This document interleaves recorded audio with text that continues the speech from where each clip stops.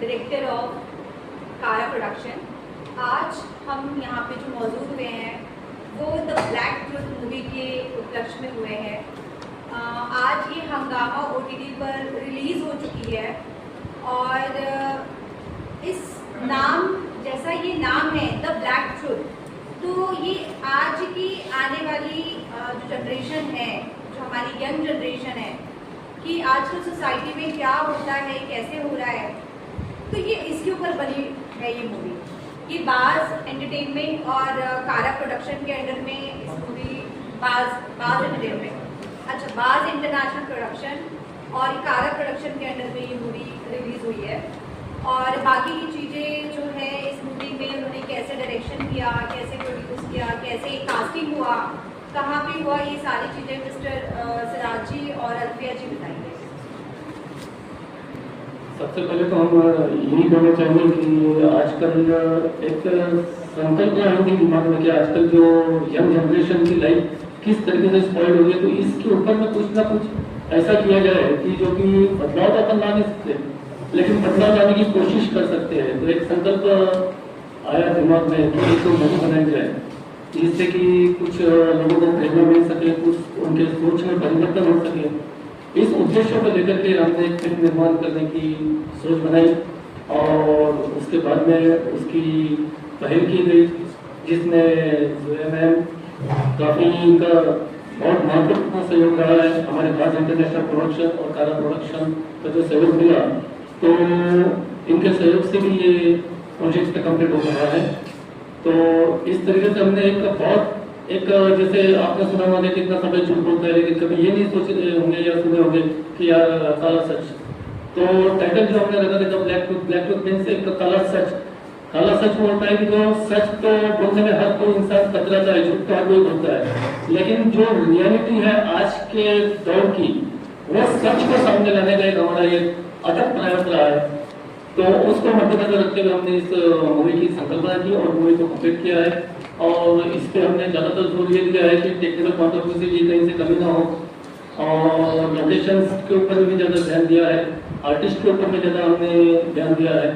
और कंटेंट जो है तो इसमें हम ऑनलाइन कंटेंट आपको बता देते हैं कि जिसमें कि मेन मॉडल भी बता देते हैं कि जैसे कि पहले एक जो दौर था या पहले एक जो वक्त था, तो बोलते थे कि लव मीन्स प्यार। तो प्यार की एक परिभाषा होती थी, एक वजूद था प्यार शब्द का, लेकिन आज के दौर में प्यार ये कुछ रियलिटी नहीं रही है।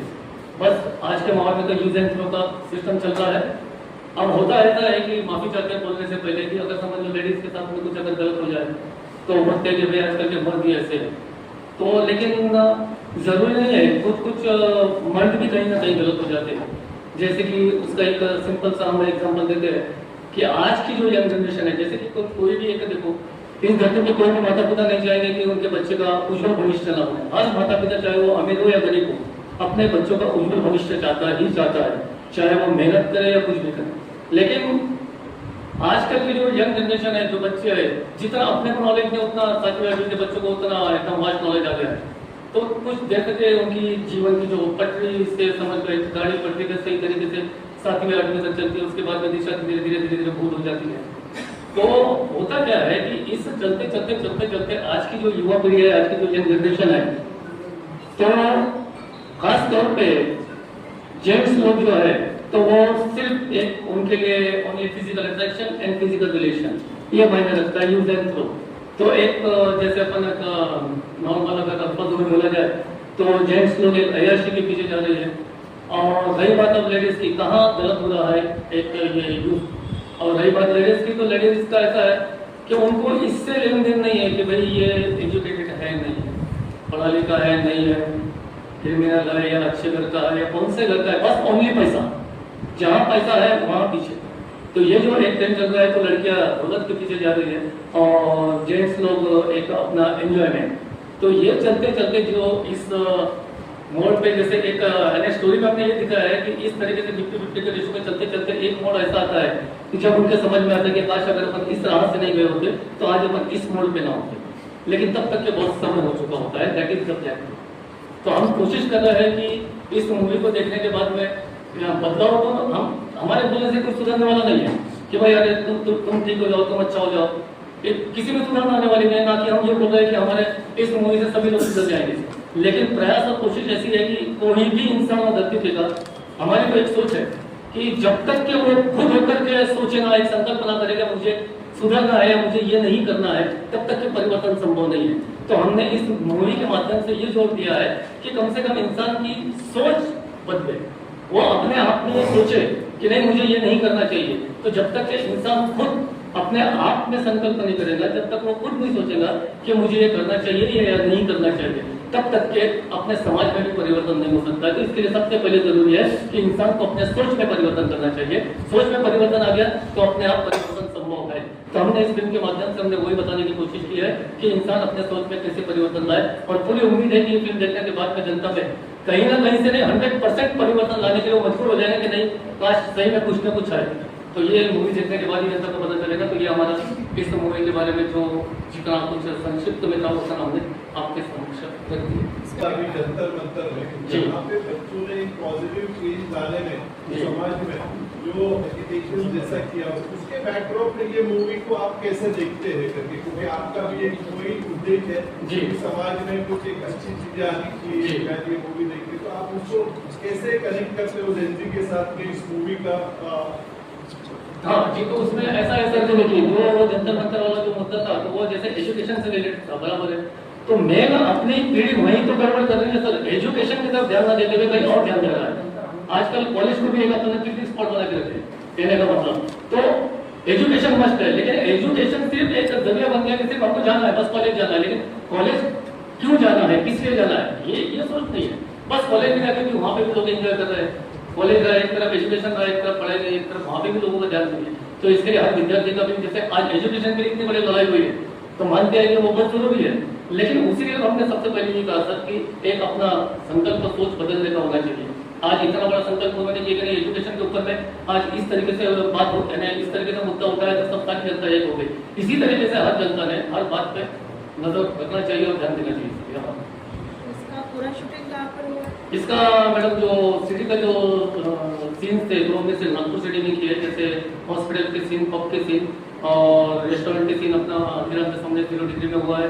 पब का जो हमारा सीन था वो अपना सीधा पब में हुआ है, एयरपोर्ट के बाजू में। और जो हॉस्पिटल का सीन था तो जाफरी हॉस्पिटल में किया गया है। और जंगल के जो सीन्स थे, जो आउटडोर जो लोकेशन थे, तो हमने MP में किया है।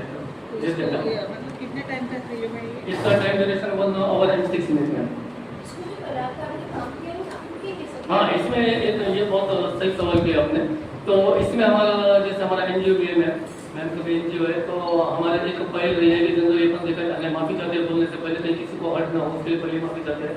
आजकल NGO के माध्यम से लोग तरह तरह के मदद करते हैं, लेकिन काला मैडम का NGO, हमारा NGO एक इस तरीके से भी हमने एक संकल्प किया है कि जैसे कई ऐसे प्रतिभावान कलाकार है, नहीं ऐसी बात नहीं है, लेकिन 2 बातें होती है मैडम, एक तो उनको प्रॉपर वे नहीं पता होता है और दूसरी बात फाइनेंशियली वीक होती है। और आजकल के माहौल में अगर देखा जाए तो एक बात हम बहुत खास देखने को मिलती है, जैसे अगर हमारी इच्छा होगी, हमको बताया जाए डायरेक्टर और प्रोड्यूसर आपको आप जैसे मूवी बना रहे हो तो हमारी इच्छा रहेगी नहीं आप भी कुछ करो, लेकिन जब जाएंगे तो भाई इतना पैसा लगता है, अगर आपको स्टार्ट होता है फेसबुक चाहिए तो इतना इन्वेस्ट करो, तो आपको लेकर दे देते हैं। ये सिस्टम चल रहा है मैडम। और ऑडिशन के नाम पे पैसा लिया जाता है, हम अभी चाहते बोल देंगे पहले ऑडिशन में 100 रुपये, 500 रुपये, 1000 रुपये, तो एक दिन की जगह तो मतलब 500 लोग लगा देते हैं, 500 लोगों को आप बोल दूंगे नहीं, तो सिर्फ एक बिजनेस हो गया। तो हमारा एक सोच यह है कि चाहे कई ऐसे प्रतिभावान कलाकार है जिनको प्रॉपर वे नहीं पता है, तो हम चाहते हैं कि कई ऐसे कलाकार है जिनको अगर ऑडिशन लेते हैं, लेकिन ऑडिशन भी फ्री कॉस्ट रहता है, उसमें से जो लोग सिलेक्ट हो जाते हैं वो होते हैं, लेकिन जो लोग सिलेक्ट नहीं होते हैं, लेकिन अपने को ऐसा लगता है कि वो एक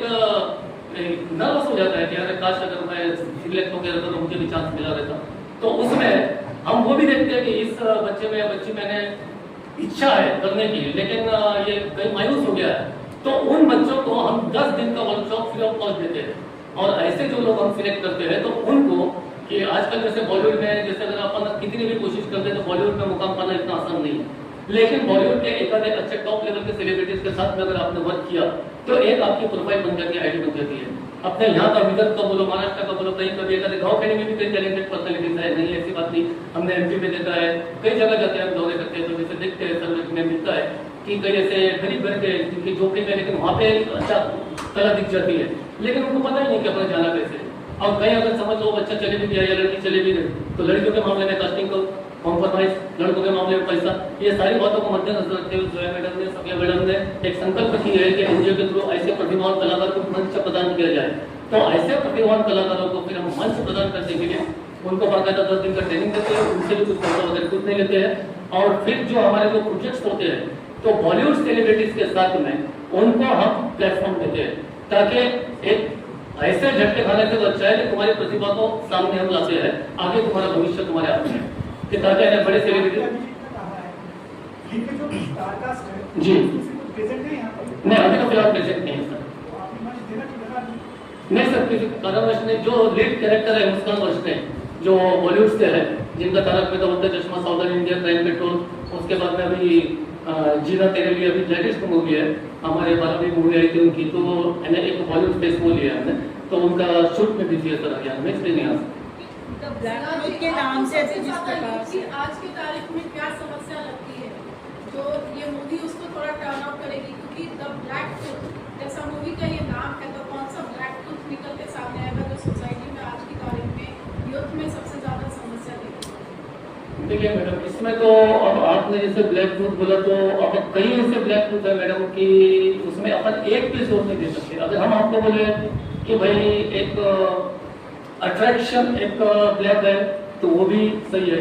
अब जैसे सर ने कहा एक काला सच, अभी जंतर मंतर के ऊपर में इतना बड़ा मुद्दा हुआ, तो उस पर अगर जोर दिया जाए तो वो भी काला सच है। एक जो सच्चाई है, रियलिटी जो है, जो अपने सामने नहीं आती है, जो क्राइम, ड्रग्स, लस्ट क्या दिखाया गया? इसमें क्राइम नहीं है, ड्रग्स नहीं है, इनमें सिर्फ एक लव स्टोरी है, फिजिकल रिलेशन, फिजिकल अट्रैक्शन, एक यंग जनरेशन का ज्यादातर माइंड कहाँ पे कॉन्सेंट्रेट अपना कर रहे हैं और किस राह में जा रहे हैं। मेन मुद्दा हुआ है कि आजकल बिल्कुल अगर कोई भी रहे नो, किसी को देखा जाए मुझे तुझसे लव हो गया, अरे मेरी फ्रेंड है, तो ज्यादातर फोकस यंग जनरेशन इसी के ऊपर में। ये सबसे बड़ा नहीं समझ, यहाँ से अगर सुधार होती है, यहाँ से अगर वो छूटेगा तो बड़े पे ध्यान देगा, यहाँ से तो छूटे पहले कम से कम उसको इसी से फुर्सत नहीं है। नाम के पीछे क्या सोचते हैं? क्या बोला? नाम के पीछे क्या सोचते हैं? एक काला सच, ब्लैक ट्रूथ मींस काला सच, जो कि सच अपने को अगर पता चल जाए तो वो सच होता है, लेकिन ऐसा सच कि जिसके ऊपर में पर्दा ही है आज के डेट में हमारे पर्दों से, कि जो कि एक सामने नहीं आता है, तो वो काला सच जो है तो हम सामने लाने का प्रयास किया। द ब्लैक ट्रुथ के नाम से जिस प्रकार से जो है कास्टिंग करते समय कुछ अड़चने आपको आई क्या, जो कलाकार आपके उस पे बैनर्स पे दिख रहे हैं? हाँ, अड़चने मैडम इस तरीके से आई है कि जैसे समझ लो अपन शूट अगर कर रहे हैं तो कभी कभी ऐसे हो जाता है कि इंसान शूट के इसमें तो रहता है, कभी कभी कुछ छोटी छोटी मिस्टेक हो जाती है, कभी कभी कोई आर्टिस्ट अब जैसे अपन न्यू फ्रेशर्स को अगर चांस दे रहे हैं तो वो सही समय पे तैयार नहीं होता है। जैसे हम बॉलीवुड के अगर आर्टिस्ट अपन लेके आते हैं तो टाइम शेड्यूल रहता है, बिल्कुल 8 है 8 बजे बिल्कुल सेट पे रहेगा, तो ये समस्या हमको आती थी।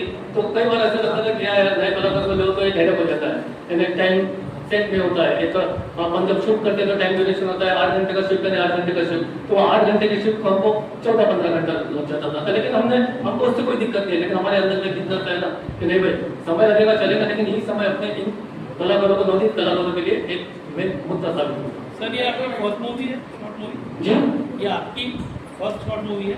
नहीं सर, इसके पहले हमने द डार्कनेस बनाई थी, जो शॉर्ट मूवी थी 19 मिनट 26 सेकंड की, जो कि यूट्यूब पर रिलीज है, और उसका भी सब्जेक्ट हमारा निर्णय केस से रिलेटेड था, और मिशन से वुमेन रिस्पेक्ट वुमेन के अंतर्गत हमने वो सब्जेक्ट को कंप्लीट किया था, और उस फिल्म को इंटरनेशनल अवार्ड से नवाजा भी गया था।